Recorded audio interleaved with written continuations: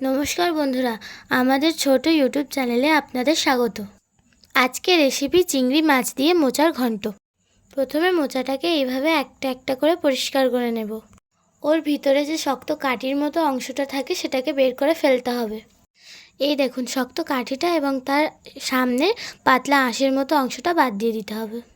এইবার মোচাগুলোকে কেটে নুন ও হলুদ জলের মধ্যে ডুবিয়ে দেব। তারপরে আমি প্রেসার কুকারে দিয়ে 2টো সিটি দিয়ে রেখে দেব। বাকি যে জিনিসগুলি লাগবে যেমন আলু, টমেটো, সেগুলি আমি আগে থেকে কেটে রেখে দিয়েছি। একটু কাঁচা ছোলা ভিজিয়ে রেখে দিয়েছিলাম আগের দিন আমি মোচাটা রান্না করব বলে। এই দেখুন আমি সব কিছু কেটে রেডি করে রেখে দিয়েছি। আর হ্যাঁ, একটু নারকেল কুড়িয়ে রেখে দিয়েছি।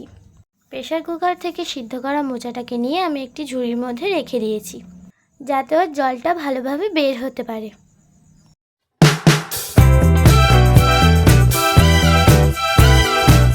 এবার গরম কড়ায় একটু সর্ষের তেল দিয়ে আলুগুলোকে ভেজে নেব।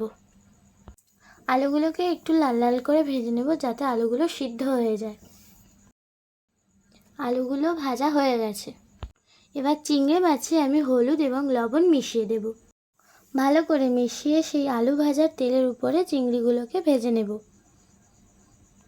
চিংড়ি কিন্তু আমি বেশি ভাজবো না, বেশি ভাজলে চিংড়িগুলি শক্ত হয়ে যাবে। চিংড়িগুলি আমার ভাজা হয়ে গেছে। এবার কড়ার মধ্যে দিয়ে দেব তেল, শুকনো লঙ্কা, তেজপাতা, গোটা 4 এলাচ এবং গোটা জিরে। এবার এগুলি ভালো করে ভাজা হয়ে গেলে দিয়ে দেব টমেটো।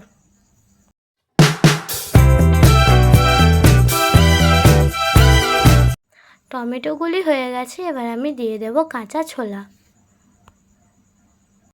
একটু নেড়ে চেড়ে ভেজে নিয়ে দিয়ে দেব আদা বাটা, দেব একটু জিরে বাটা, তারপর দিয়ে দেব স্বাদ মতো লবণ। এবার দেব 1 চামচ হলুদ গুঁড়ো, 1 চামচ লঙ্কার গুঁড়ো, দিয়ে দেব 1/2 চামচ চিনি। ওই যে নারকেলটা কুড়িয়ে রেখেছিলাম ওইটা এবার দিয়ে দেব।